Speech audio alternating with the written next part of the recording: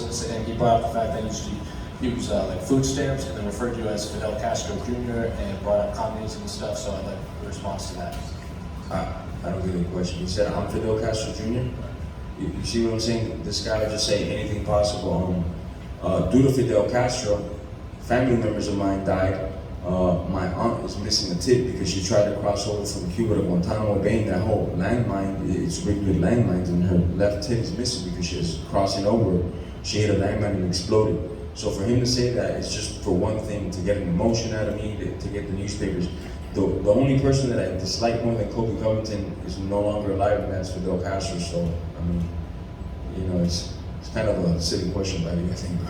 Just want your response. Yeah, you know my response. Jorge, en español todos sabemos la importancia de la amistad para un latino, para un cubano. ¿Cómo tú definirías la traición de Colby Covington a ti en lo personal?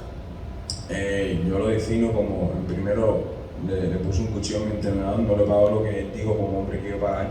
En segundo empezó a hablar de mi hijo, de las exes mías, de mi religión al constante. Eso no es lo que ha hecho es para vender el pay-per-view, no hablar de él y cuánto él está entrenando y las cosas que ha hecho en su vida para mejorar como un atleta, no.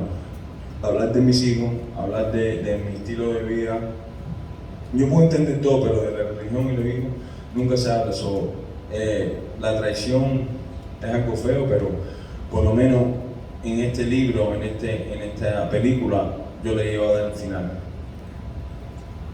Jorge, perdón, Jorge, en español ya para terminar aquí. ¿Cómo tú crees que te puede favorecer este problema personal que tienes con él? ¿Te sientes concentrado? Porque evidentemente hay un tema personal. ¿Tú crees que te favorezca cuando te metas en la caja con él?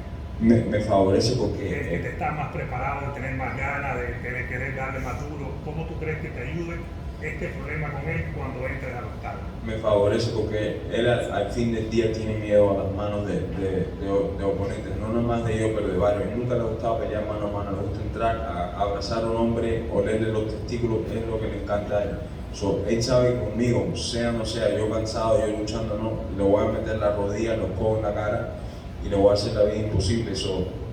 Obviamente para mí me trae más coraje, más cosas, pero a la misma vez yo soy un profesional. No puede ser, te quiero dar más duro a ti, estoy cargando el golpe más que nunca, no. Yo sigo siendo el mismo profesional día y noche y parte de eso es que nada es personal en este juego en realidad. Puede decir lo que quiera, pero nada es personal en realidad. Bien cerca personal, pero no es personal.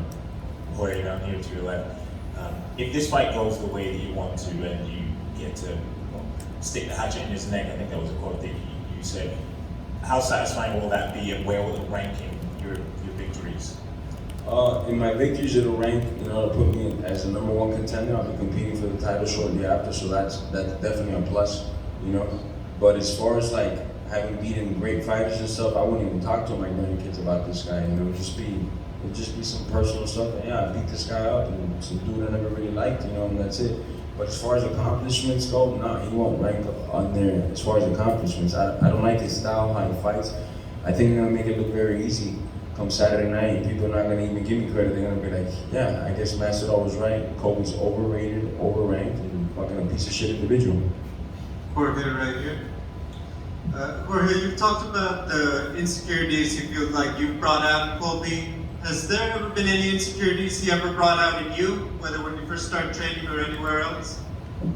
I wouldn't say insecurities, but I knew he wrestled since he was 7 years old. I didn't come into wrestling until much later, until I started MMA.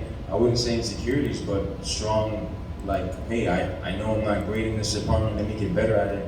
I'll keep going with this individual, but insecurities is not something that guy can bring out of me. People talk about how you guys can keep the emotions in check.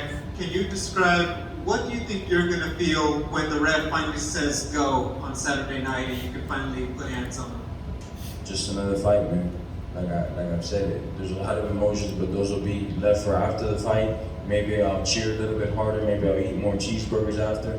But really, man, when you're in there, I don't care about nothing else. My whole life leads to that, and I've been a professional now for 19 years. It's not going to change on that night. I'm like, oh, it's this guy that I hate and cock my hand back a little further to try to hit a little harder. No, it's just business, man. Ain't nothing personal. This is as close as it comes to personal, but ain't nothing personal in this shit. There's a bunch of scumbags that I've already dealt with prior to Colby, none at this level, but there's a bunch that I dealt with before Colby, and there'll be a bunch more after.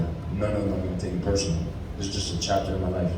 Jorge, another one here. You cooked up a special plan for Ben Askren and it came off in emphatic, viral fashion. Do you have a similar one for Colby? I got a very similar plan for Colby. It starts violent and it ends even more violent. Guys, let's Poirier, please. Hey, what's up, mate? How you doing, man? Has this fight gone past the point of no return in terms of you two ever becoming friends again?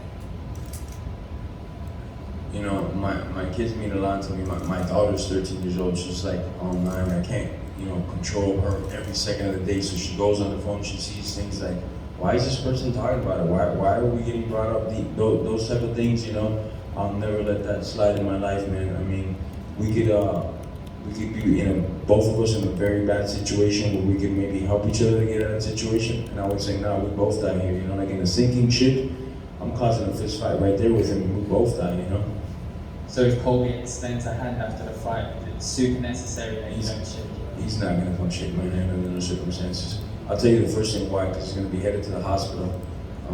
All you guys are gonna prophesize it now. I'm gonna put Monday morning, Colby Covington still in critical condition, might not make it. That's all I'm trying to do, man. Oh yeah. Back here.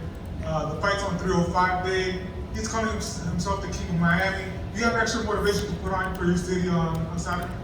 Again, the delusions I talk about, this guy's from Oregon, moved to Florida, not even Miami, moved to Florida when he was 28 years old, lives in like Fort Lauderdale or something like that, doesn't even live in Miami. So for me to even address that, it's like wasting it. It's like me saying I'm the king of England, fucking people are gonna laugh me out of death, you know what I'm saying? It's the same exact thing with this guy. Ain't nobody in my city supports this guy, looks at this guy and goes, oh yeah, this is one of our representatives. Quite opposite, the opposite, He doesn't like to go out of Miami too much because, man, shit might happen to his ass. And after this fight, I'm telling you, you might not be allowed in the city because I get a lot of phone calls constantly with this guy's dad. And people asking me, green light this guy? I said, no, nobody can touch this guy but me. But after the fight, he belongs to the city. He'll see where he really stands after the fight.